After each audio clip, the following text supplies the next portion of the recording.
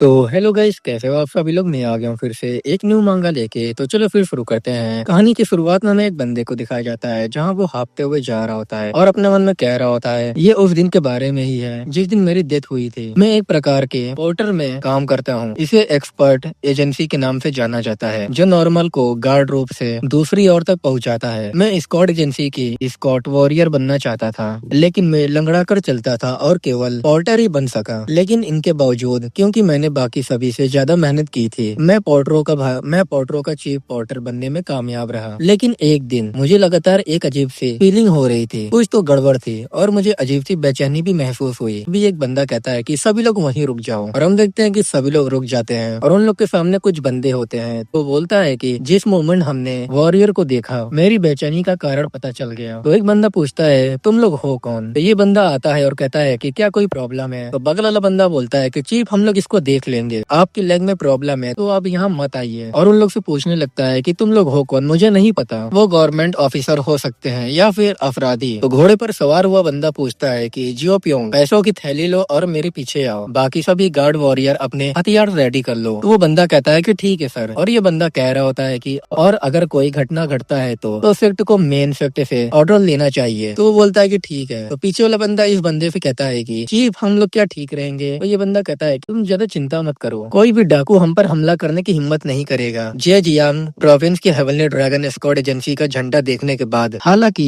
इस veteran chief Scott गामयोंग इसको lead कर रहा है। तो ये बंदा सामने वाले बंदों से पूछता है कि हम हेवनली ड्रैगन स्क्वाड एजेंसी के लोग हैं, अगर तुम हमें नहीं बताते हो कि तुम कहाँ से हो। और हम देखते हैं कि वो बंदा हंसने लगता है और उसका सर काट देता है। ये देख के लोग डर जाते हैं और कहते हैं कि ये क्या बकवास है। और वो बंदा कहता है कि जल्दी से चार्ज करो। और हमें दिखा जाता है कि वो लोग सभी को मारने लगते हैं। पागलों तरह हंसते हुए कहता है कि उन सभी को मार डालो, एक को भी जिंदा मत छोड़ना। तो ये चीफ चिल्लाते हुए कहता है कि सभी लोग भागो यहाँ से, हमें उन्हें रोकना ही होगा। एक बंदा डरते हुए कहता है कि प्लीज वहीं रुक जाओ, मेरे पास इतना करीब मत आओ। तो ये बंदा उसके पास जाता है और उसको भी जान से मार देता है। लेकिन दूसरे को जैसे ही मारने वाला होता है और उसके गले में स्वॉर्ड घुसेड़ दिया जाता है और ये चीफ ने किया होता है। तो चीफ कहता है कि क्या तुम ठीक हो। तो बोलता है कि चीफ जल्दी से यहाँ से भागना होगा। तो चीफ बोलता है कि चलो मेरा हाथ पकड़ो। तो वो बंदा बोलता है कि चीफ उन्होंने हमें सबको पकड़ लिया है, जब गार्ड के वॉरियर भी फेल हो गए हैं तो हम उन्हें कैसे रोक सकते हैं। और तुम अपने उस पैर से ज्यादा दूर तक जा भी नहीं सकते, जब तक तुम भाग सकते हो तो भाग जाओ, हम उन्हें रोकते हैं। तो ये बंदा कहता है कि नहीं, मैं नहीं भागूंगा, इस रफ्तार से तो बस कुछ ही समय की बात है, हम सबका सफाया हो जाएगा और मुझे बचे हुए लोगों को बचाना है तो मुझे जल्दी करनी होगी। लेकिन जैसे वो भागने लगता है तो वहीं गिर जाता है और अपने मन में कहता है कि ये यूजलेस पैर, मुझे जल्दी से उठना होगा और सभी को बचाना होगा। वो सभी यहाँ मर रहे हैं। तभी कुछ देख के हैरान होता है कि सभी लोग मरने लगते हैं और एक बैग की तरफ देखता है और कहता है कि वो रहा, मुझे जैसे लंगड़े पर्सन के लिए तो कोई रास्ता ही नहीं है ताकि हम उन्हें रोक सके, लेकिन मुझे अपनी तरफ से जो पॉसिबल हो वो करना ही होगा। जब तक मैं हिल डुल सकता हूँ मुझे कम से कम कुछ लोगों को बचाने की कोशिश ही करनी होगी। तभी सभी से कहता है कि तुम बास्टर्ड वहीं रुक जाओ। और वो घोड़ा गाड़ी पर खड़ा हो जाता है और आग को लिया हुआ होता है और कहता है कि अगर तुम अपना हमला नहीं रोकते हो तो मैं इस घोड़ा गाड़ी को जला दूंगा। तो बैंडिट कहता है कि कमीने तो क्या बकवास कर रहा है। तो उसको डराते हुए कहता है कि नीचे रहो। तभी उसका लीडर कहता है कि वहीं रुक जाओ तुम सभी के सभी, और इस चीफ से कहता है कि तुम क्या चाहते हो। तो चीफ बोलता है कि जो अभी जिंदा है उन्हें जाने दो। तो ये बंदा बोलता है कि और अगर मैं मना कर दूं तो क्या होगा, तुम हमें सिर्फ एक घोड़ा गाड़ी जलाने की धमकी देने की कोशिश करोगे, ये सोचकर ही घिन आती है, ये तो हद से ज्यादा बेकार है। तो ये चीफ हंसते हुए कहता है कि बाकी के डिब्बे नकली है और उनमें सामान नहीं है, और एक बॉम्ब निकाल लेता है। जलाते हुए कहता है कि तुम लोग को तो ताओ ते चिंग की बांस की किताब चाहिए, कंफ्यूजन द्वारा कई पहली लिखी गई वह रचना ही इस घोड़ा गाड़ी के अंदर है ना। ये बात सुनकर वो भी शौक होता है। तभी उसके पैर को देखता है और कहता है कि क्या ये लंगड़ा पैर है। और वो चीफ कहता है कि इससे तुम्हारा कोई लेना देना नहीं है। तो वो लीडर कहता है कि ऑर्डर बनना तो सरासर बेफिजूल खर्ची है, काश तुम लंगड़ाते ना होते। तो ये बंदा कहता है कि चुप रहो और अभी फैसला करो। तो अपने बाकी सभी से कहता है कि चलो ठीक है, सभी लोग वहीं रुक जाओ और अटैक मत करना, बचे हुए लोगों को जाने दो। वो लोग बोलते हैं कि हम लोग बच गए, चलो यहाँ से भागते हैं। और ये चीफ कहता है कि सभी लोग यहाँ से भाग जाओ। अभी एक पीछे से बंदा कहता है कि चीफ आपको भी भागना चाहिए। तो चीफ बोलता है कि तुमको पहले जाना होगा, अगर मैं अभी भाग जाऊं तो तुम सभी को ढूंढ लेंगे और तुम लोग को मार डालेंगे। जैसे ही वो इतना बोल ही रहा होता है तभी इसके हाथ को काट दिया जाता है और उसके पेट में स्वॉर्ड को घुसेड़ दिया जाता है और हंसने लगता है वो बैंडिट और इसको लात मारते हुए कहता है कि चाहे तुमको कितनी भी मुश्किलों का सामना करना पड़े, तुम एक मेयर पोर्टल ही हो, हम किसी भी हालत में तुम्हारी चालों में नहीं फंसेंगे। अभी हम देखते हैं कि वो चीफ उस बॉम्ब को जला देता है और वहाँ एक जोरदार धमाका होता है। वो भी जलते हुए अपने मन में कहता है लगता है यही मेरा अंत है। अपने लाइफ भर के सपने को पूरा किए बिना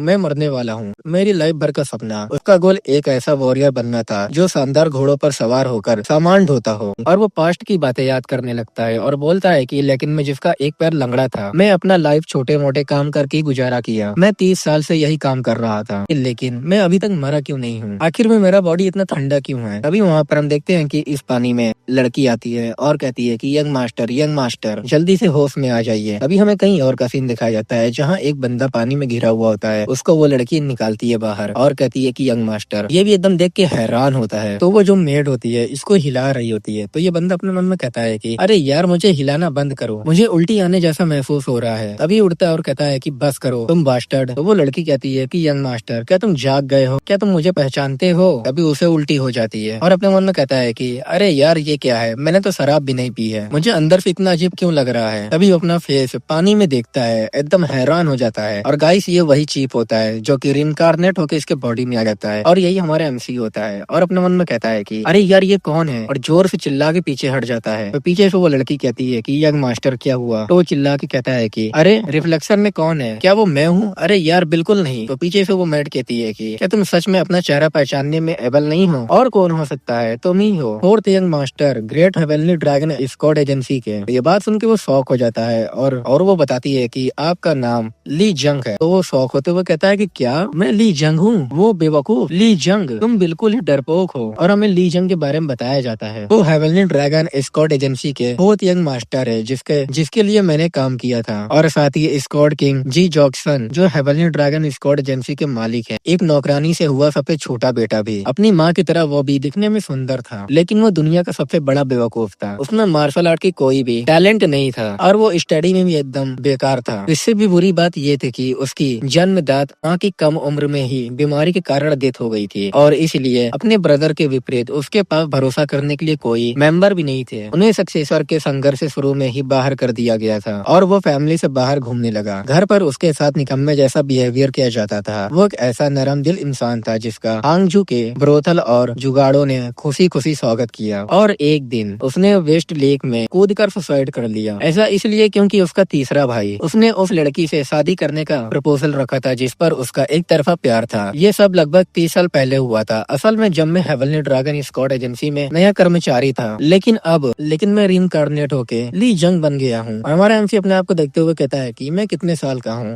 वो बताती है कि आप अचानक से ऐसे कैसे बोल सकते हैं, ये थोड़ा डरावना है। मैं जंगसम हूँ, आपकी मेट। तो हमारा एमसी फिर से पूछता है कि मैं कितने साल का हूँ। तो वो बताती है कि हाँ आप हैं, इस साल 22 साल के हो गए हैं। किसी लड़की द्वारा ठुकराए जाने पर मरने के लिए तुम अभी बहुत छोटे हो। हमारा एमसी अपने मन में कहता है कि ये बेवकूफ, मैं 30 साल पीछे चला गया हूँ और ली जंग के रूप में रिइंकार्नेट हुआ हूँ जब वो वेस्ट लेक में कूदकर सुसाइड करने की कोशिश कर रहा था। तभी हमारे एमसी को पीछे से हटाते हुए कहती है कि खैर अभी ऐसे का करने का समय नहीं है, आपको तुरंत स्क्वाड किंग के रेसिडेंट पर वापस जाना होगा। हमारा एमसी कहता है कि क्या? तो वो बोलती है कि स्क्वाड किंग ने हमें ऑर्डर दिया है कि जैसे ही आप जागे हम आपको वहाँ ले जाएं। फिर हमें उसके ऑफिस का सीन दिखाया जाता है जहाँ हमारा एमसी बैठा हुआ होता है और अपने मन में कहता है कि स्क्वाड किंग ली जॉन्सन इतना इंटेंस दबाव कि वो अपने नाम स्क्वाड वॉरियर्स के किंग के लिए पूरी तरह से कैपेबल है। तो सामने वाला स्क्वाड किंग पूछता है कि इस साल तुम्हारी उम्र कितनी है? हमारा एमसी कहता है कि 52 ईयर्स ओल्ड। ये बात सुनकर कहता है कि क्या? हमारा एमसी फिर से कहता है कि नहीं मेरा मतलब है कि मैं 22 साल का हूँ। तो स्क्वाड किंग कहता है कि क्या ये रूमर सच है? तो हमारा एमसी कहता है कि कौन सी रूमर्स? तो वो बोलता है कि मैं पूछ रहा हूँ कि क्या ये सच है कि तुमने सुसाइड की थी? क्या ये सब उस वुमेन की वजह से है जिससे तुम्हारा तीसरा ब्रदर शादी की बातें कर रहा है? हमारा एमसी अपने मन में कहता है कि मुझे क्या कहना चाहिए, मुझे क्या जवाब देना चाहिए? चाहे कुछ भी हो, मुझे जवाब देने से पहले अच्छी तरह सोचना होगा। तो वो स्क्वाड किंग फिर से पूछता है। हमारा एमसी कहता है कि ये एक झूठी अफवाह है। तो बोलता है कि क्या ये झूठी अफवाह है? तो हमारा एमसी कहता है कि हाँ, मैं नशे में था इसलिए ठोकर खाकर झील में गिर गया। तो ये बात सुन के स्क्वाड किंग कहता है कि तो इसका मतलब ये नहीं है कि तुम उस वुमेन को पसंद करते हो। तो हमारा एमसी ये बात सुन के अपने मन में कहता है कि मैं इस बारे में झूठ भी नहीं बोल सकता। किसी को धोखा देने के लिए आपको 90% सच के साथ 10% झूठ भी बोलना होता है। हमारा एमसी उससे कहता है कि मुझे वो पसंद थी, लेकिन तब तो मैं जवान था, अब मुझे उसके लिए जरा भी फीलिंग नहीं है। ये बात सुन के स्क्वाड किंग बोलता है तो क्या तुमको कोई आपत्ति नहीं है अगर तुम्हारा तीसरा भाई शादी की बातचीत आगे बढ़ाए? हमारा एमसी कहता है कि ऑफ कोर्स मैं अपने तीसरे भाई के लिए शादी की बातचीत खुद ही आगे बढ़ा सकता हूँ। तो ये बात सुन के एकदम गुस्सा आ जाता है और अपनी स्वord में पावर भर देता है और उस नाइफ को हमारे एमसी तरफ फेंक देता है, लेकिन हमारे एमसी के सामने वो रुक जाता है और वो वहीं गिर जाता है। हमारा एमसी अपने डरते हुए अपने मन में कहता है कि मैं लगभग पैंट में मोती दिया था। और स्क्वाड किंग गुस्साते हुए कहता है कि कमजोर टाइगर भी शेर ही होते हैं, लेकिन जो टाइगर लड़ता नहीं वो टाइगर होता नहीं। एक टाइगर जो लड़ता नहीं है और फिर किसी ने अपनी जान लेने की कोशिश की हो, ऐसे मामलों में कभी सुना ही नहीं गया। ऐसा काम तो तुझ कुत्ते या सुअर भी नहीं करते। तुम अभी सिर्फ 22 साल के हो, हालांकि हमें नहीं पता कि तुम कितने दिन और जिंदा रहोगे। तुम मुझे और स्क्वाड एजेंसी को बदनाम कर दो अगर तुम हर बार प्रॉब्लम का सामना करने पर सुसाइड करने की कोशिश करते हो। मुझे बेहतर यही लगेगा कि तुम फ्यूचर में ऐसा करने की बजाय अभी उसी खंजर से खुद को मार डालो। अगर तुम ऐसा करोगे तो मैं तुम्हारे फादर के रूप में तुम्हारा अंतिम संस्कार कर दूंगा। ये बात सुन के हमारा MC अपने मन में सोचता है, अब जबकि मैंने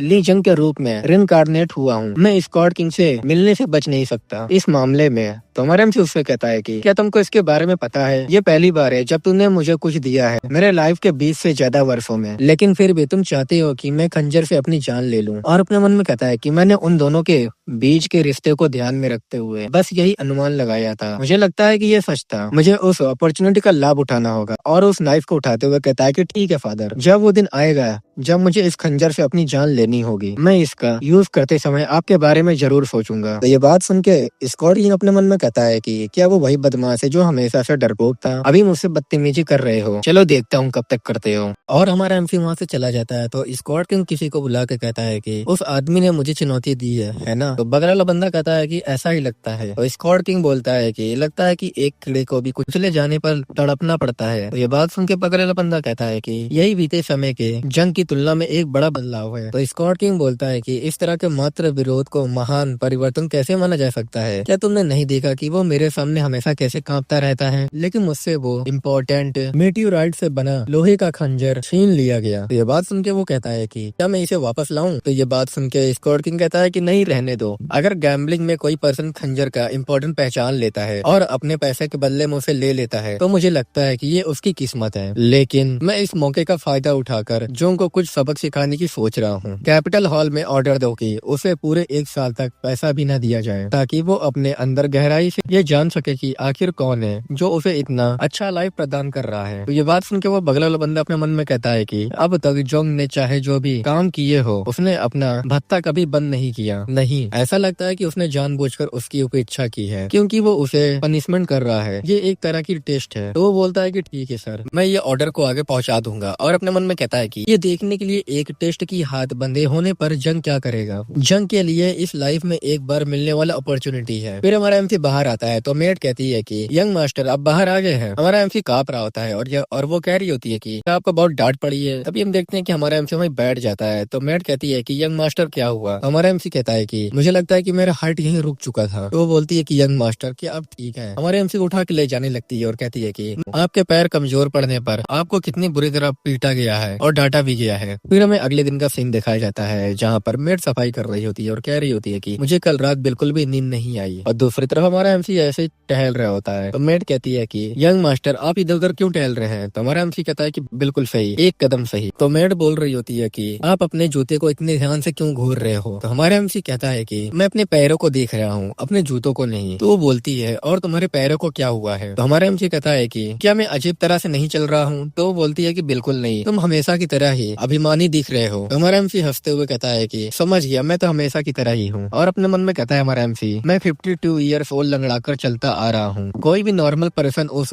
बेकार और दुख को नहीं समझ पाएगा। और दूसरी तरफ मेड अपने मन में सोच रही होती है हमारे MC को देख के, क्या उसने सुबह कुछ गलत खा लिया था? हमारा MC उससे कहता है कि आज कौन सा दिन है? तो वो बताती है कि ये 10वें महीने का 12वां दिन है। तो हमारा MC कहता है कि ऑटम का सीजन कितना साफ है। तो वो बोलती है कि इस बार का मौसम और नजारा साल का सबसे बेहतरीन है। तो हमारा MC उससे कहता है कि क्या हम टहलने चले? तो मेड कहती है कि यंग मास्टर क्या आप फिर से गैम्बलिंग में जा रहे हैं? अब तुमको पैसे नहीं मिलेंगे, इसलिए फिलहाल तुमको खुद पर कंट्रोल रखना चाहिए। तो हमारा MC कहता है कि तुम्हारा मतलब क्या है? तो वो बताती है कि हमें कुछ समय पहले कैपिटल हॉल से एक लेटर मिला था। वो कहते हैं कि स्कॉट एजेंसी की कैंटीन द्वारा दिन में 3 बार खाना खाने के अलावा आपको बिल्कुल भी पैसा नहीं मिलेगा। ये स्कॉट किंग का सख्त ऑर्डर है। तो हमारे MC भी ये बात सुन के कहता है कि वो मुझे दिखाने के लिए पनिश कर रहा है ना? बूढ़ा आदमी वाकई में बेकार है। तो ये बात सुन के उसकी मेड कहती है कि अब आप आगे क्या करने वाले हैं। तो हमारा एमसी उससे कहता है कि क्या तुमको डर है कि कैपिटल हॉल से मिलने वाले पैसे के बिना मैं भूखा ही मर जाऊंगा। तो वो बोलती है कि मैं आपके फ्यूचर के बारे में बात कर रही हूँ, हो सकता है कि मैं गलत कह रही हूँ, लेकिन आप इस तरह की जिंदगी हमेशा के लिए नहीं जी सकते हैं, है ना। तो हमारे एमसी उससे हंसते हुए कहता है कि तुम चिंता मत करो, मैं जल्दी स्क्वाड एजेंसी का काम शुरू कर दूंगा। तो वो बोलती है कि सच में। तो हमारा एमसी कहता है कि जैसा कि तुमने कहा मैं इस तरह से हमेशा के लिए नहीं जी सकता। तो वो बोलती है आप किस तरह का काम करने जा रहे हैं। तो हमारा एमसी कहता है कि मैं एक स्क्वाड वॉरियर बनूंगा और हंस रहा होता है। तो ये बात सुन के मेड कहती है कि क्या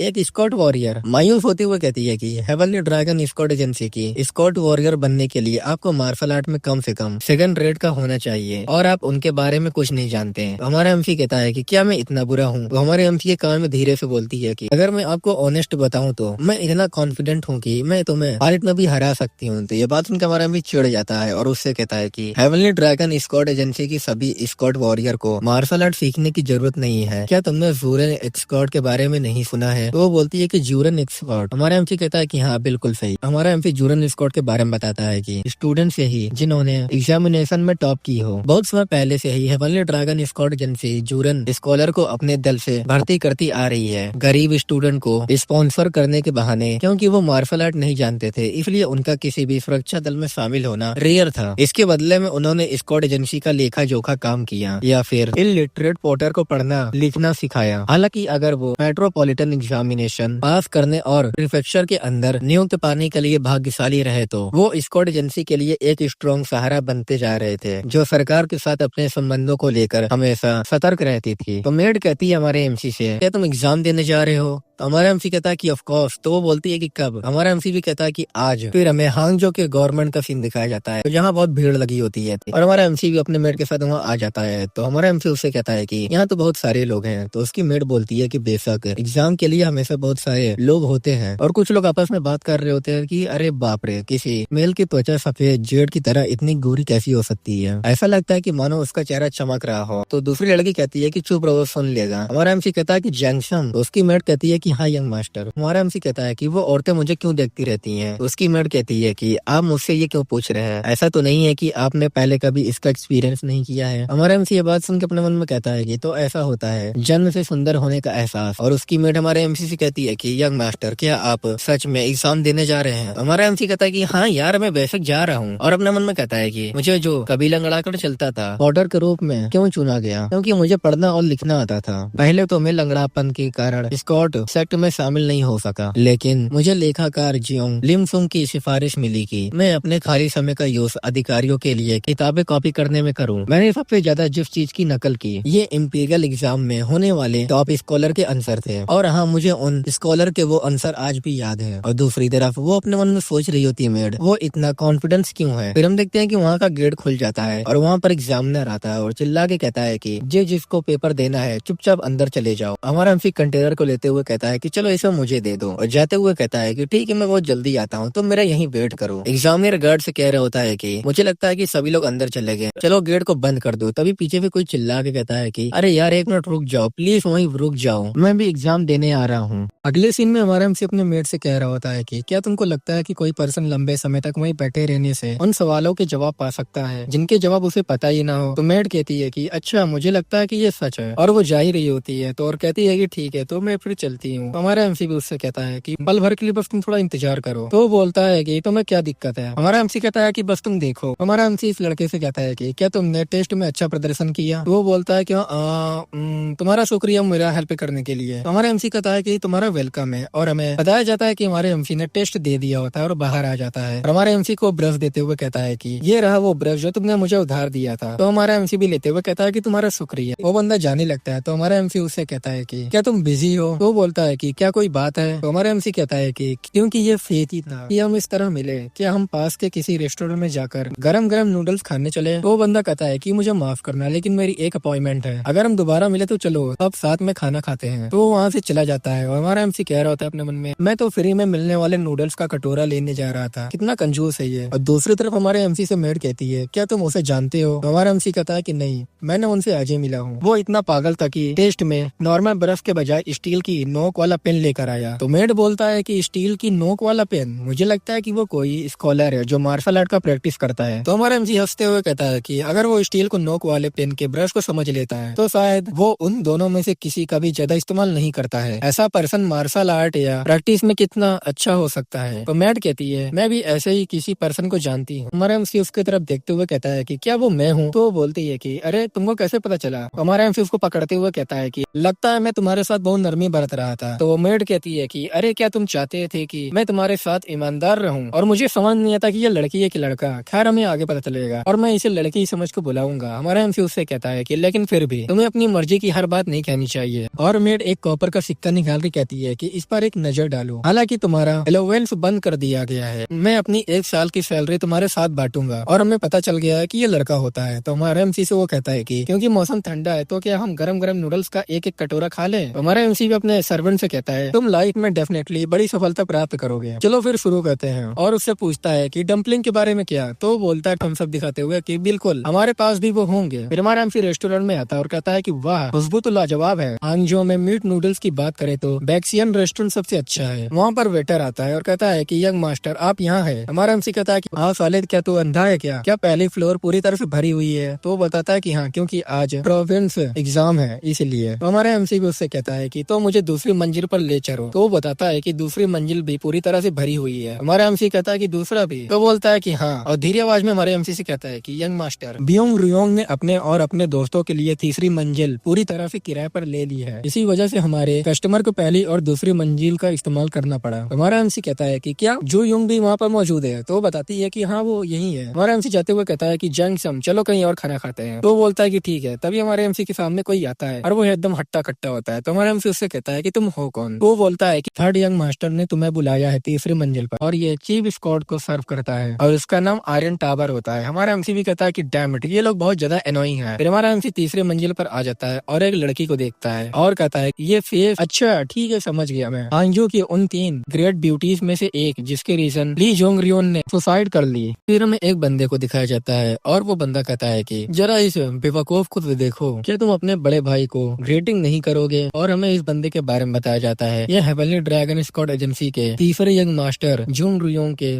बिग ब्रदर है ली ब्योंग। तो हम देखते हैं कि हमारा एमसी वहाँ बस खड़ा रहता है। हमारा एमसी ग्रीट करते हुए कहता है उन लोग को मैं आपसे मिलने ही वाला था क्योंकि मैंने सुना था कि आप अपने दोस्तों के साथ यहाँ पर आए हैं। थर्ड यंग मास्टर कह रहा होता है कि क्या तुमको यकीन है कि भागने की कोशिश करते समय तुम आयरन टावर में नहीं पकड़े गए थे। तो हमारा एमसी कहता है कि ऑफ कोर्स नॉट, और अपने मन में कहता है कि इतने बदसूरत मेढक के लिए वो इस तरह के कामों में वाकई बहुत तेज है। अभी एक लड़की कहती है कि हेलो ब्रदर बहुत समय हो गया है। थर्ड यंग मास्टर भी बोलता है कि तुम वहाँ इस तरह हैरान परेशान क्यों खड़े हो, क्या तुम भी जवाब में वेलकम नहीं कहोगे। ऐसा तो नहीं है कि तुम ऐसा करोगे। हमारा एमसी इस लड़की को देखते हुए अपने मन में कहता है कि क्या इसका मतलब ये है कि वो जो युंग युंग नहीं है, लेकिन क्या वो ये है। कितना अनएक्सपेक्टेड है। मैंने सुना था कि जो युंग युंग बहुत खूबसूरत है, लेकिन सच कहूँ तो मुझे लगता है कि ये लड़की ज्यादा सुटेबल है। हांगजो की 3 ग्रेट ब्यूटीज में से एक है, कहलाने के काबिल है इस मामले में। तो हमारा एमसी उन लोग से कहता है कि बहुत समय हो गया आपसे मिले हुए। अभी हम देखते हैं कि थर्ड यंग मास्टर को जो अपने हाथ को टेबल पे मार के कहता है कि तुम बेवकूफ। हमारे एमसी अपने मन में कहता है कि ये बेवकूफ ऐसा बिहेवियर क्यों कर रहा है। और हमारे एमसी को चिल्लाते हुए कहता है कि क्या तुमको नहीं पता कि मैं युंग युंग से शादी की बातचीत कर रहा हूँ। अगर वो तुमको ब्रदर कहकर बुलाती है तो तुम उसे कैसे बात कर सकते हो। हमारा एमसी भी उससे कहता है कि मुझे माफ करना, अगली बार मैं सावधान रहूंगा। तो वो बंदा गुस्साते हुए कहता है कि अगली बार तुम्हारे जैसे डरपोक के लिए जिसने मार्शल आर्ट और पढ़ाई छोड़ दी है और वो अपना दिन जुए की अड्डों में बिताता है, कहता है कि कोई अपनी लोली ओरिजिन को नहीं छिपा सकता। हमारे फैमिली में तुम जैसे पर्सन का जन्म कैसे हुआ। ये बात सुन के हमारा एमसी अपने मन में कहता है कि क्या उसे इतनी भद्दी भाषा में ये बात कहने की जरूरत थी। मुझे लगता है कि मैंने इसे पा लिया है।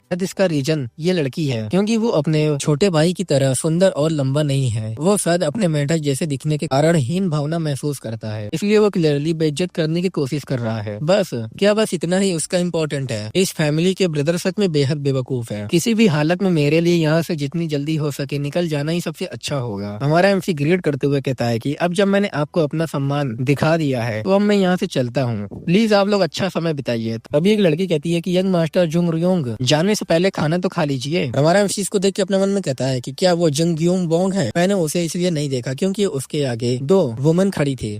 और वो लड़की कहती है जी हाँ ब्रदर आपको बहुत भूख लगी होगी, जाने से पहले खाना खा कर जाओ। तो सामने वाली लड़की भी बोलती है कि थर्ड यंग मास्टर इसमें कोई प्रॉब्लम तो नहीं है? तो वो बोलता है कि ना, बिल्कुल भी नहीं। जोंग म्यूंग कहती है कि हाँ ली ब्यूंग, उसे खाने दो। जब से तुम्हारा ब्रदर अंदर आया है तब से उसकी नजरें खाने से हटी नहीं रही है। तभी हम देखते हैं कि कुछ बंदे आपस में बात कर रहे होते हैं कि हालांकि डिनर का समय काफी पहले ही बीत चुका है, आप अब तक कहाँ थे? तो दूसरा बंदा कहता है कि अरे क्या तुमको इतना सीधा साधा सवाल पूछना जरूरी है? क्या तुमको पता नहीं है कि उसे जुआ खेलना औरतें कितना पसंद है? अगर तुमको कोई अच्छी जगह पता हो तो प्लीज मुझे भी बताना। और हम देखते हैं कि हमारा एमसी बहुत सीरियस हो रहा होता है और लोग कह रहे होते हैं वो एक तरह से काफी स्थिर स्वभाव का आदमी है और जोर जोर से वो लोग हंस रहे होते हैं। थर्ड ईयर मास्टर कहता है कि अच्छा, अगर तुमको इतना ही भूख लगी है तो इसे ले लो। हमें दिखाया जाता है कि हमारे एमसी को तो जैसा बिहेवियर किया जा रहा होता है और वो बोलता है कि जाने से पहले हमारा बचा हुआ खाना खा लो। अभी हम देखते हैं कि हमारा एमसी एकदम सीरियस हो जाता है। अगले ही पल उस कटोरा को उठा लेता है और कहता है कि मैं आपका प्रस्ताव एक्सेप्ट करता हूँ और आपका शुक्रिया। पीछे से उसका सर्वेंट कहता है कि यंग मास्टर। हमारे एमसी कहता है कि जंगसम, तुम भी कहीं जाकर बैठ जाओ और खाना शुरू कर दो। मुझे कहाँ बैठना चाहिए? तो मैं यहीं बैठ जाता हूँ, प्लीज मुझे माफ करना,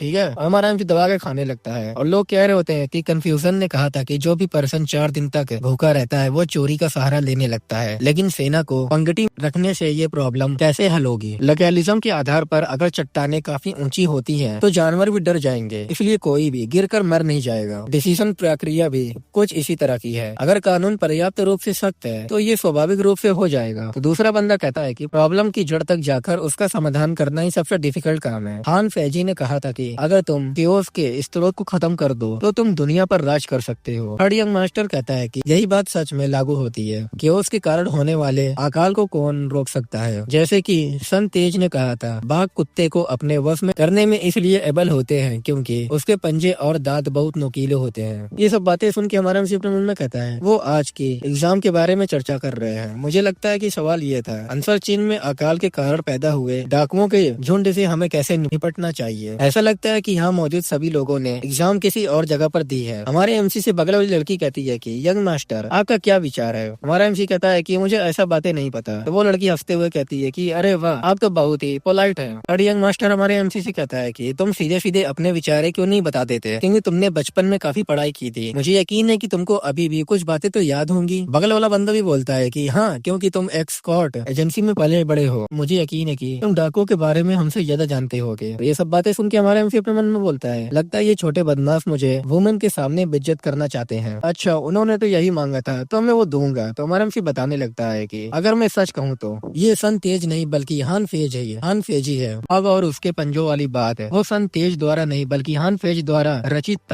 किया गया था। ये सब बातें सुन के थर्ड यंग मास्टर कहता है कि ये कैसी बकवास थी। लोग भी कहते हैं कि तुम पढ़ाई में कमजोर हो इसलिए। हमारा एमसी कहता है कि अगर तुमको मेरी बात पर यकीन नहीं है तो चलो नीचे दिए गए उन स्कॉलर को इकट्ठा करते हैं जिन्होंने अपना पूरा लाइफ इस टॉपिक को प्रैक्टिस करने में बिताया है, और तुम उनमें से किसी से भी पूछ सकते हो। अगर हम उनसे कहें हम उन्हें शराब पिलाएंगे तो वो खुशी खुशी हमें दिखाने के लिए अपनी किताबें भी खोल देंगे। एडिशनली ये बात है कि हमें केओस के स्रोत को जानने की जरूरत है। आन फेजी ने नहीं बल्कि मौजी ने कही थी, जिसने कहा था कि अगर कानून बहुत सख्त हुआ है तो आम लोग देश छोड़कर चले जाएंगे। वो वूजी नहीं है, ये कुछ ऐसा था जिसे कन्फ्यूजन ने जुओ परंपरा से किया था। ये सब बात सुन के ये लड़की शर्माते हुए अपने मन में कहती है कि क्या वो सच में मैं जिस जुंगरियों को जानती हूँ वो यही है? हमारा एमसी बताता है कि ये 9 चाइनीज क्लासिक एकमात्र किताब नहीं है जो उपलब्ध है, और 8 पैरों वाला निबंध लेखन ही निबंध लिखने का एकमात्र तरीका नहीं है। उन लोगों ने जिन किताबों का क्योटा दिया है वो इनफ नहीं है, प्लीज जाओ और उसे पढ़ो। और थर्ड यंग मास्टर भी अपने मन में कहता है कि वो बदमाश आखिर क्या कर रहा है,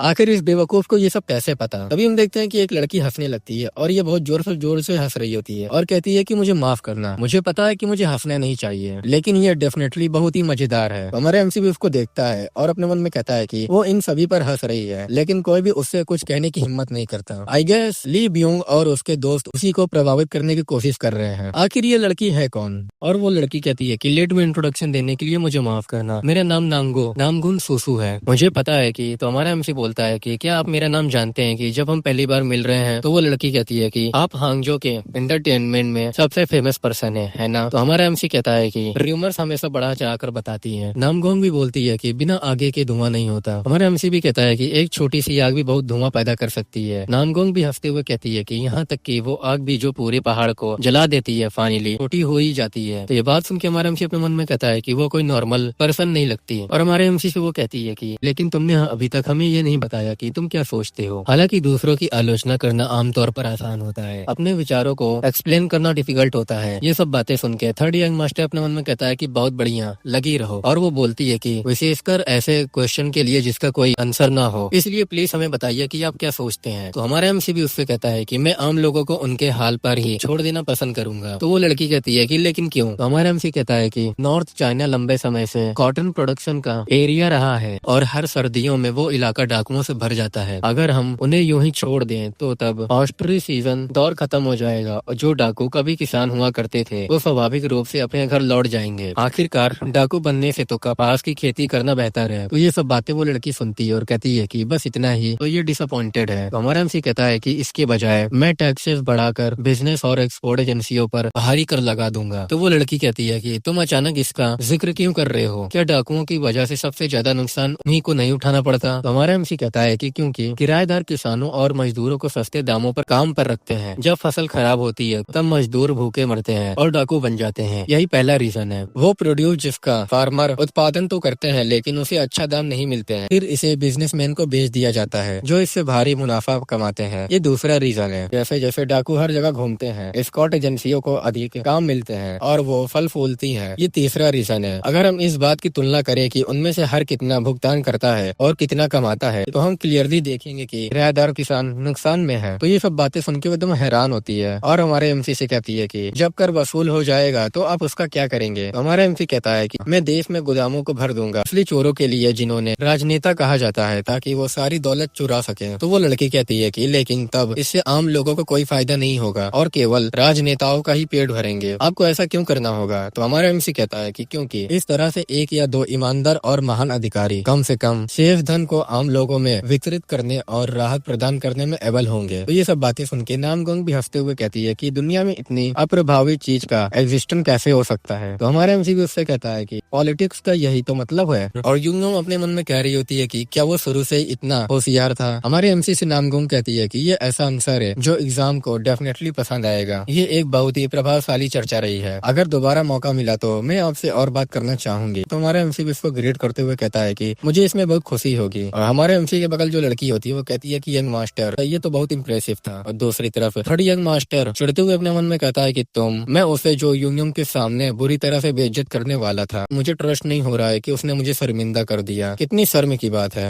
हमारे एमसी से वो कहता है कि यहाँ थोड़ा शोर है तो क्या हम कहीं और जाकर पी सकते हैं। बेशक इसका भुगतान तो मैं ही कर रहा हूँ। लोग कह रहे होते हैं कि आज मैंने इससे बेहतर बात कभी नहीं सुना। ली ब्योंग सच में एक अच्छा पर्सन है। थर्ड यंग मास्टर कह रहा होता है कि प्लीज सभी लोग नीचे जाकर थोड़ी देर इंतजार करो। हमारे एमसी से कहता है कि चलो 1 मिनट बात करते हैं और गुस्से में बोलता है कि मुझे तुमसे आमने सामने कुछ बात करनी है। फिर वो लोग अकेले होते हैं। हमारे एमसी से कहता है क्या तुमने आज कुछ गलत खा लिया है। तो हमारा एमसी उससे कहता है कि मैंने सिर्फ बचा हुआ खाना ही खाया है। तो वो बोलता है कि क्या मैं तुम्हें कमजोर लगता हूँ। हमारा एमसी उससे कहता है कि तुम बहुत डिफिकल्ट शब्दों का यूज कर रहे हो, तुम मुझे बेवकूफ कैसे कह सकते हो। तो चिल्ला के कहता है कि चुप रहो। हांगजो में ऐसा कोई नहीं है जो हेवलियन ड्रैगन स्क्वाड एजेंसी के 4th यंग मास्टर को जानता हो। उसने वेस्ट लेक में कूदकर सुसाइड करने की कोशिश की है। तुमको घर में चुपचाप बैठना चाहिए, लेकिन फिर भी तुम ऐसा करके हमारे फैमिली को शर्मिंदा कर रहे हो। तो हमारा एमसी भी उससे कहता है कि बिग ब्रदर ही मुझे बाहर लेकर आया था। ये बात सुनकर गुस्से में कहता है कि बिग ब्रदर तुम्हारी जैसी मामूली नौकरानी के बेटे की हिम्मत कैसे हुई ऐसा कहने की। हमारा एमसी ये सब बातें सुन के अपने मन में कहता है कि मैं उसके अपमान और मेरे प्रति उसकी नफरत को सहन कर सकता हूँ, लेकिन किसी ऐसे पर्सन को परमिशन देना जिसके मेरी माँ से कोई रिलेशन नहीं है, उसका अपमान करना। हमारे एमसी से वो कहता है कि देखो तो तुम मुझे घूर रहे हो, और उड़ जाता है और अपने पंच को रेडी करते हुए कहता है कि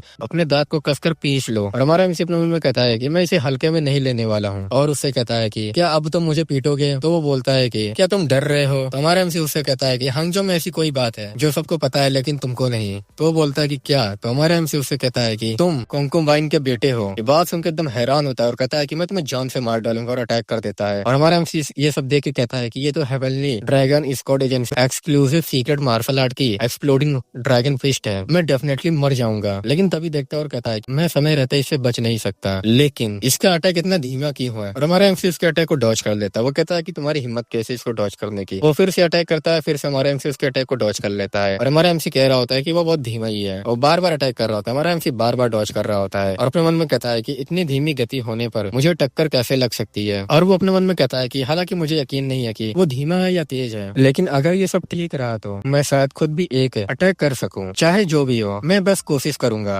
अपने हाथ को एकदम सामने लाता है जिससे उसको चोट लगती है और वो वहीं गिर जाता है। और हमारा एमसी अपने मन में कहता है कि अरे बाप रे, क्या मैंने कुछ ज्यादा ही जोर से मार दिया। और वो उड़ते हुए कहता है कि तुम कमीने। हमारा एमसी कह रहा होता है कि मुझे माफ माफ करना ब्रदर, क्या तुम ठीक हो? फिर से वो उठता है, फिर से हमारे एमसी पे अटैक कर देता है और इस बार उसने ग्रैम्पलिंग टेक्निक का यूज किया होता है और हमारा एमसी कहता है कि इस बार भी वो बहुत धीमा है लेकिन हमले बहुत ज्यादा हो रहे हैं, क्या मुझे उसे पीटने देना चाहिए? ठीक है, बेहतर यही होगा कि हम यहाँ थोड़ा नुकसान उठा ले ताकि सिचुएशन कंट्रोल से बाहर ना जाए। तभी हमारा एमसी कुछ देखता है और कहता है कि ये तो फ्रेड बीन है और उसके पैर के पास फेंक देता है जिससे वो लंगड़ा कर गिर जाता है और बाहर भी आवाज आती है। तो नामगोंग कहती है कि ऊपर से एक चीख सुनाई दी है। तो दूसरी लड़की बोलती है कि हाँ मैंने भी यही सुना था। और लोग कहते हैं कि क्या जुंग रियोंग की पिटाई हुई है या कुछ और? तो दूसरा बोलता है कि कौन जाने। और अपना सर्वेंट भी अपने मन में कहता है कि ओ गॉड यंग मास्टर, क्या आप ठीक हैं? तुम्हारी कितनी बुरी तरह पिटाई हो रही है। हमारा एमसी उससे कहता है कि आप तो लगता है कि मैं काम से गया। हम देखते हैं कि वो वहीं गिरा होता है। हमारा एमसी कहता है कि मुझे ऐसी उम्मीद नहीं थी। अपने हाथ को देखते हुए कहता है कि मैं ले बियोंग के हमलों को इतना क्लियरली देख पा रहा था, जो लगभग फर्स्ट रेट के मार्शल आर्ट मास्टर होते हैं। ये कैसे पॉसिबल हो सकता है? लिu जुंग रियोंग को मार्शल आर्ट का बिल्कुल भी